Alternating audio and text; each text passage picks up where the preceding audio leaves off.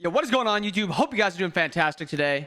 Today, we're going to be taking a look at the, what I don't even remember what patch notes this is, 9.8 update and patch notes. Fortunately for you guys, I can now give my full insight on patches and what I think is going to be OP, what is going to be strong, what stuff you might even see nerfed on before the patch goes live. So it'll be nice to finally just give like my true thoughts, because as you all know, some things would just be held back for the competitive side of things, but now that we are no longer in the SPL, at least not for the beginning of Phase 3, we're taking a content creation, more centric side of things. So, all right, 9.8 patch notes. We get the addition of Ishtar, also known as Mommy.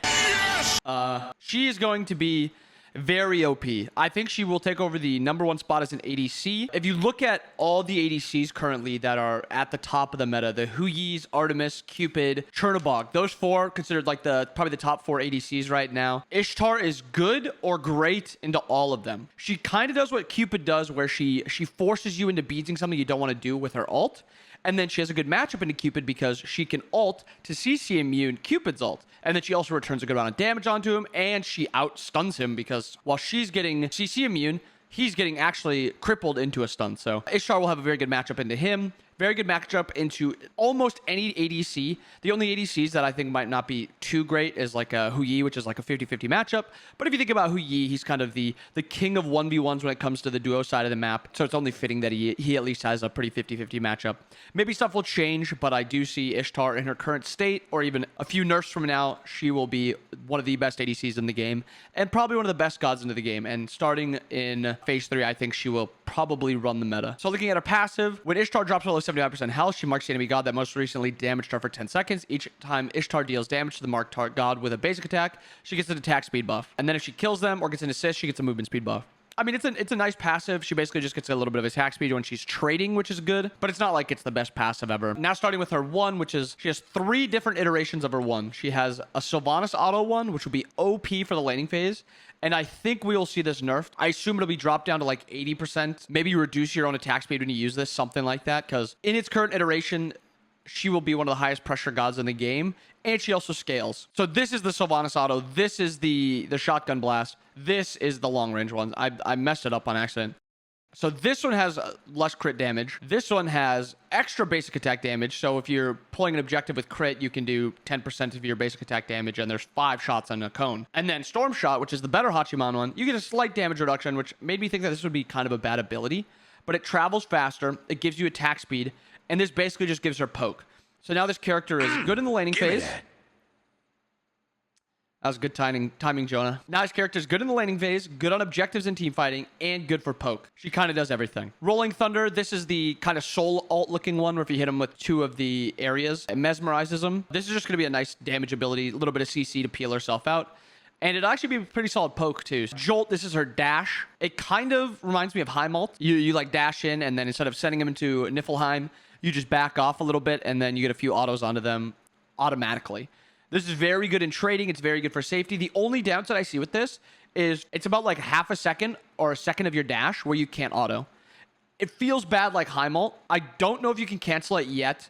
I would assume you can't, since it's like a channeled thing where you have to dash the full distance. But maybe it's like CERN 3 and you can cancel it. Still a good ability, but I think it is not like OP or anything. And then Blades of Retribution. She sends out arrows, they come back, they cripple going out, and then they stun coming back. This is going to make it near impossible for her to be 1v1'd. It also gives her CC immunity. The only thing that would make this better is giving her some sort of movement speed so you can chase her, or she can chase you down, or she can get away. But this is going to be very good for 1v1s. This is going to be very good for team fights. And like I said, this character is going to be absolutely insane. And I'm excited to see her in SPL since I don't have to play against her, you know what I mean? All right, going out of the patch, we'll take a quick look at the skins like we always do. We'll give them a little ratings out of 10. Both Ishtar skins, I mean, all 3 Ishtar skins, she looks good, but it's pretty basic skins. This Hades skin is actually so cool. This is like a 9 or a 10 out of 10. I might have to do a tier 5 skin tier list just to like compare all the ones and see how like the old ones are holding up against the newer ones. But this skin is so cool. The upgraded when you hit level 10 is so awesome. I love it. Button Hat's another really good skin. Okay, I know I say this a lot, but the art department at Smite is so good at what they do. Like, these skins are so good. Bun hats. This is a pretty good skin. It's probably Hunbats' best skin because Hunbats doesn't really have any good skins anyway, but it's still very clean. I would say like it's 8, maybe 9 out of 10. Cthulhu, I actually hated this skin when I first saw it, but it's very clean. It's very clean. I actually like it a lot. Gonna give it a 10. Mommy's Soul, definitely a 10. One of the best skins we've ever seen for reasons. Nuwa, I don't like this skin. The voice pack was terrible. Like 3. Not my vibe. I actually think it looks cool, but or it looks like a nice skin, but I don't fuck with the voice pack. Shiva, the voice pack is exactly the same as all these other shadow skins, but I mean, it fits Shiva perfectly. It's like a nice 6 or 7. Cuckoo Puffs, like an 8. I know a lot of other people love this skin. Maybe it's because I hate Cuckoo, and I'm not a big Cuckoo fan, but this skin is, I mean, it's good. It's good. It's probably one of his better skins. It's like an 8 out of 10. Baron, this is literally just a recolor. It's 0, maybe a 1. And then Bad Apple Disco. It's like a clown, like a hot clown, which is never anything I thought I would say. It's like a 6 or 7. This is probably one of my favorite skins that Smite has ever done. I will spam Ymir with this skin because it is so cool. 10, easy. And then both these skins are like 7s, 6s. They're more like demonic. Thrasher, Death. They're fine. And then Winter's Mark Hu Yi, he's kind of daddy. He's fine. Like a 7. All right, items. All supports starters are now level 15. This does help supports a lot. The problem I may find with these support starters is 3 levels is not like a huge difference in the grand scheme of things, but 5 levels is a lot. I definitely could see a world where you're seeing only teams building these 7 items or these 7 starters just because of how fast they spike. You talk about spikes a lot in Smite because spiking is like when you want to fight. If I get a Sentinel's Embrace spike and you're sitting at tier 1 Sands or tier 1 Vamp or tier 1 Conduit, like that is night and day the difference in the stats that we get. So I'm excited to see how these will be utilized. I would 100% expect solo laners to be building these. I maybe would expect some ADCs to try out on Animosities. And then maybe we see some war banner built in solo lane, maybe in mid, maybe in support, maybe in ADC, just because you can get it online so much faster. Like I said, I'm excited to see where these are built. It doesn't change support a ton. You basically get it 2 levels earlier. It's more smooth when you get it at 15, but it doesn't change the game a ton. But I am excited for this. Sphinx's Bauble. This is one of my favorite changes in the patch. It changes Sphinx's Bauble to this niche, weird tank harass item to a mage item for ultra harass, but then you're also easier to be killed because you decrease your magical and physical protections by 15%. And this applies to all protections you get from anywhere, from items, from auras, jungle buffs, like everything. It gives you 70 magical power and it has no damage output debuff. It still has the healing decrease though too, which is good. That's a very good change to keep, or change to not do. So now this is a 50% cooldown item with 70 power, MP5, and 10% cooldown. And it allows you to overcap by 50%. I'm excited to see if this is going to be built on like the Janices, maybe the Merlins, the full damage, maybe ultra safe gods where all you care about is getting your cooldowns up as quick as possible. I could see a world where this makes Janus meta. I don't know if it affects all gods, if it's going to be changing the builds. If I had to take a guess right now, I'd say it doesn't become uber meta, but you might see it in your ranked games just because it's really fun and I enjoy this. Finally, Griffin Wing no longer has any damage output debuff and it increases the power up to 70. I see a problem with Griffin earrings in the fact that hunters and mages have a set build that they need to have. They need to have a certain amount of pen. They need to have a certain amount of crit. They need to have a certain amount of attack speed. They need to have a certain amount of power to get to. Griffin Wing doesn't have what ADCs need in terms of like chins or crit or lifesteal or something like that. It has power, it has attack speed, it has MP5, and it's very cheap and it's a good spike. I don't know if we'll see this item a ton. It's going to be very good for boxing. It's going to be very good as a spike. But late game, it might just be taking up a slot that ADCs will just want to be building something else. I could see a world where this is rushed. Maybe a starter into this item, Cowl into this item, Death Toll into this item, so you can look to trade early game. But I don't think it will become meta. Maybe it becomes meta through the early game and just trying to spike quickly and then abusing that. But yeah, like I said, ADCs have items they need to build, and this is not one of those that they need to build. Rose Spike Earrings, this is the tier 2. On stream, I messed this up, and I thought this was the tier 3. I thought this was Manticore. I don't know why. It has no HP 5 now. It has 25 magical prots, and it has 250 health. I mean, it's okay, but that's not what you're building for. You're building for this item, which now has 350 health, 10% CDR, and 60 magical protections for 2,200 gold. I want to take a look at Manticore at the same time. No longer has CCR, no longer has HP 5, but it has 40 protections of each. The duration of the self-buff pickup is now 3 times as much, and you do an extra 1% of their maximum HP. And then if you pick it up, since it is doubled, it's now from 6 to 8%. I guarantee this item will be busted if it is not changed. guarantee this item will be busted. I see this one being very, very good too. Only having magical protections is makes it a bit worse than Manticore, but it has CDR. So this basically becomes a better Genji's, and this one's just a better literally everything. It gives you damage, it gives you tankiness, it gives you health. Manticore spikes will run Smite for support builds, for solo builds, maybe even like jungle builds, if it is not changed. This item is absolutely busted, and I think something needs to change with this. Maybe drop these down to 25 protections of each, maybe 20 protections of each, maybe reduce some of the health. As is, Manticore Spikes is probably going to be one of the best items in the game. Divine Rune, I like the flat pen changes. You have not seen these items built at all. Give them slight buffs and see where it takes them. Divine, Magus, Deso may see a little bit more builds now, but if you still compare Deso to the current Mage Rush items, which is where you'd kind of build Deso, Book is 2,500 and it gives you 200 power or something like that. Warlocks is 2,500 and it gives you 200 health and then like 180 power and pen. I think these two items will still rarely get seen. I think their stats are just a bit too weak for what they want, but Divine obviously is going to have to be built in some games, so you'll see Divine same amount as you saw last time. It's not like 100 gold is going to change these items, but it'll make them a little bit more attractive. Ratatouille, another 15 power, obviously getting changed with Perfected and Calamitous. Perfected Rod also is getting a small cooldown buff also. The problem with Rod is this is a 2,900 gold item for 135 power. What was I just talking about? The two stacking items. They're more power and they give you better all-around stats. Book is giving you power and you never run out of mana. Warlocks is giving you pen, health, and power. The only problem is you have to stack them, which you're going to stack them anyway because Smite's not really a game that ends earlier. The Mage depends the early game. So I still think Rod is weak, but I think this is a very good starting point.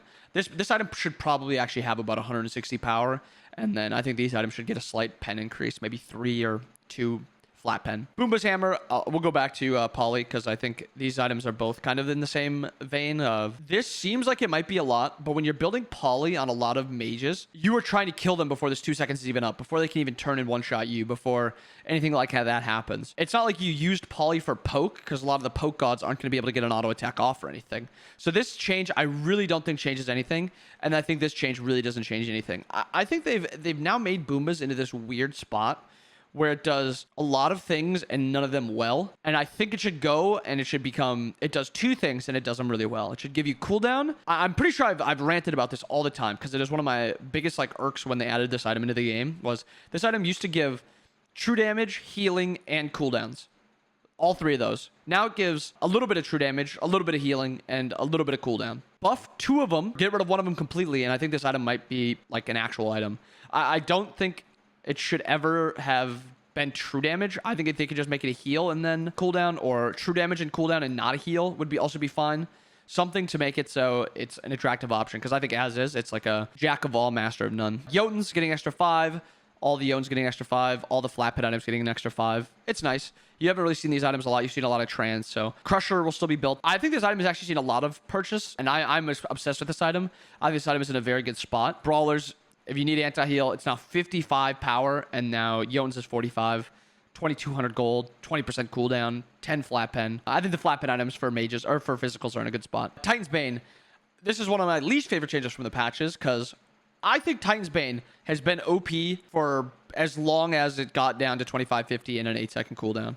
This item is now statted out of its mind, like 50 power, 40% pen on your next ability, allowing you to overcap.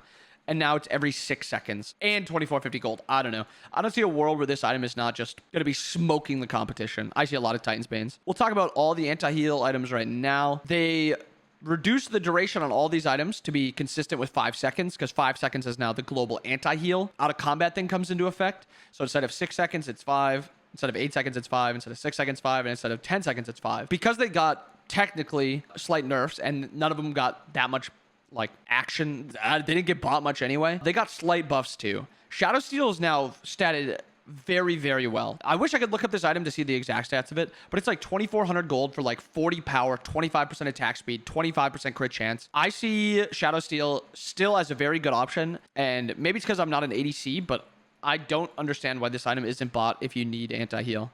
Maybe it's just because you'd rather just actually kill them than just reduce their damage, or they reduce their healing. Or healing is just not that important against ADCs because you just kind of one-shot anyway because you're so OP. But I think Shadow Steel is a very good item. Now that Tainted is 600 gold, it will probably feel a little bit better to be built.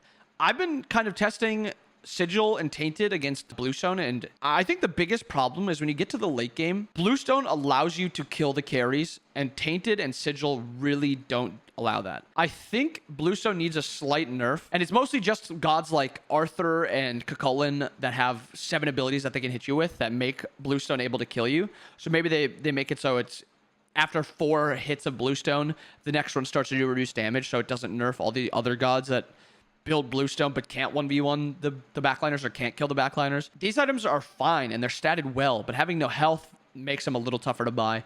And then they just don't allow you to kill those carries late game. And then even in the laning phase, Bluestone is just a very good laning phase item because it allows you to clear and it gives you HP 5. So I still see these items not getting built, but I think this is making Tainted a more tasty option to compete with Bluestone. However, I still do think Bluestone is a bit better. Rangdas and Lonos, we'll look at these at the same time. Basically just makes it so the power requirement for physicals is now achievable. This was actually 6 items needed to make Rangdas able to be bought. Yeah, maybe that's basically it. Is now it's you can only build, or you could get away with like 4 power items, including this one in trans, or 5, not including trans, and then including this item. I do still think Rangdas is just overlooked by other items. I think usually when you're getting to full build, unless you're playing like a Kabrakan, where you're literally just trying to one-shot and you have a chance of one-shotting, I just don't see this item being very viable. Lonos, on the opposite side of the coin, it's the defensive option. It gives you 6 gold per 5 if you're lowest on the enemy team, or lowest on your team, and the requirement for protections is down to 275. This just opens up the chance of changing how you want to actually build. Before, if you wanted 300 protections, you had to build Thebes, Mantle, and then I think it's 80 prots or 70 prots needed in your third item to make full use of this item.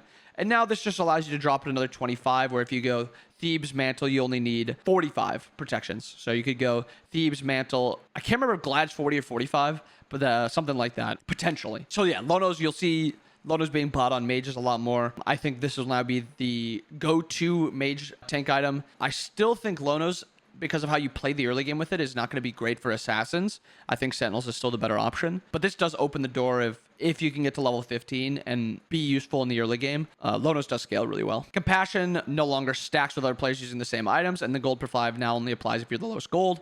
Same with Sentinels. Nice little changes just so you don't see Compassion stacking. And then you can't abuse the GP5. Nox. She clears better. Does not change when you pick her. Does not change when you don't pick her. And then they nerfed her in non-conquest. Fair. Janice. He gets a little extra protections early game. And they scale a little bit too. Base damage also goes up 10. Maybe with Bobble, this like helps bring him into meta, but I don't think this is like what's going to push him over the edge. But this change, I think, is actually a pretty good start. I think Raijin has always kind of been a sleeper mage to play because he kind of doesn't really win the early game anymore. He doesn't really scale that well, but he's very good kind of like hybrid mage into the late game. And I think I'm excited to see if this puts him kind of into a spot where he is strong. I think he is very, very good with the Warlock's Mirrodin build right now. And I'm curious to see if any mages try to pull him out. I know he's the favorite of like Paul and Shinto, and they both kind of, Season 6, Season 7, kind of favored him a lot. And I'm excited to see if this kind of makes him another mage that's viable in the meta. Thoth, I hate this character. Playing against this character is kill him before he pokes you, or just let him poke you until the game's over. He's fun for mid laners to play. I know they enjoy playing him, but I hate this character. Final Judgment gets an extra 40 base damage in the early game, and then it ends up being none late game, 640, 640, but the early game damage is nice. And then he needs only 20 stacks for his passive instead of 30. Scotty. This one was the weirdest change to me because I think Scotty's problem will never be that she doesn't do enough damage. I think the problem comes down to she is way too easy to kill and way too easy to put behind than most other hunters.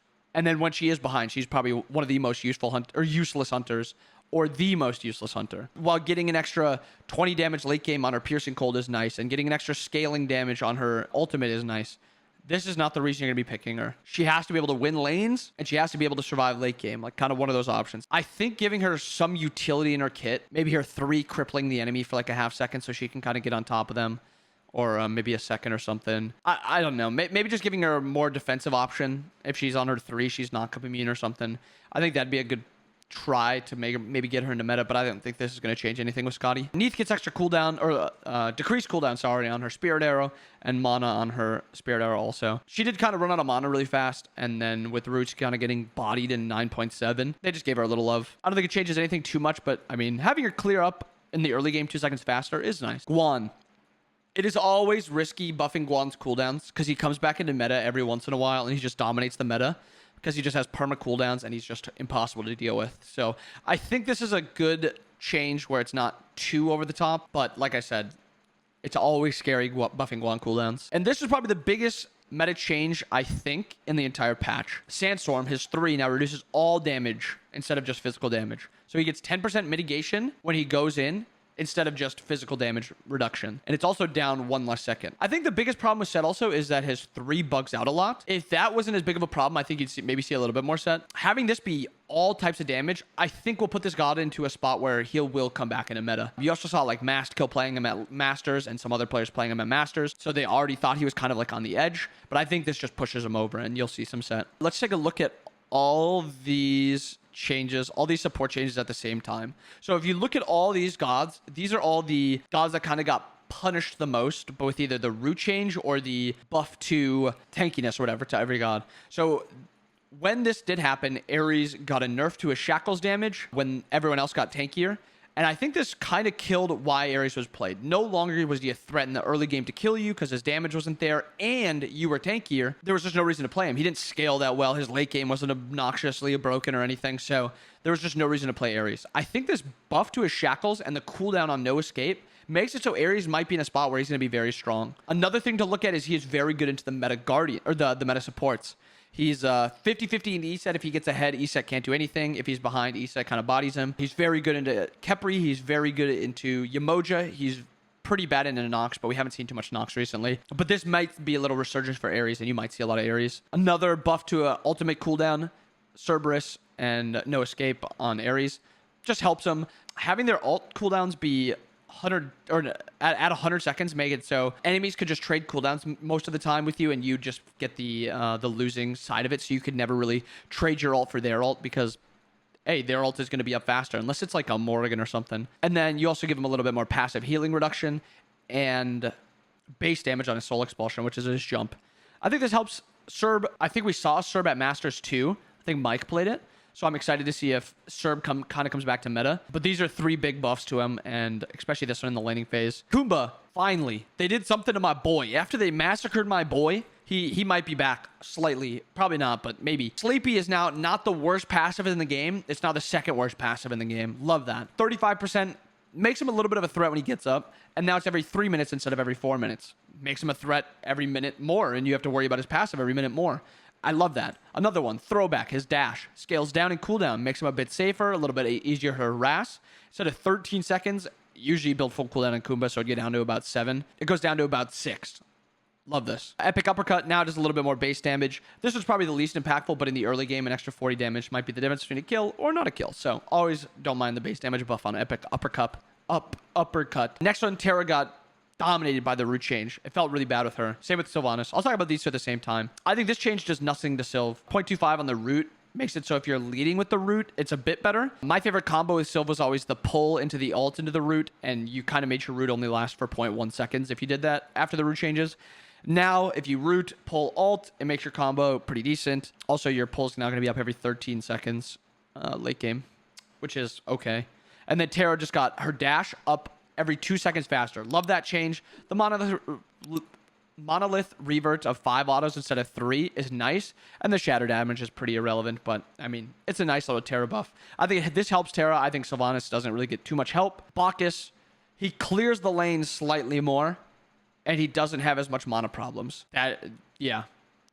It's time to party. Lane clear, baby. Sobek anti-heal, Chunga anti-heal, Kukulkan anti-heal, Medusa anti-heal. This is all just for anti-heal consistency. So now every anti-heal item in the game, except Ankh, lasts 5, or not item, every anti-heal option in the game except Ankh now lasts 5 seconds, and then immediately at 5 seconds, if they are out of combat, the anti-heal out of combat aura starts ticking. So I like the changes to the anti-heal. I still think anti-heal and healing as a whole is in a pretty unhealthy spot in Smite, but I think this shows that they're kind of testing the waters with some things to see if they can maybe get it into a balanced spot. So I like this.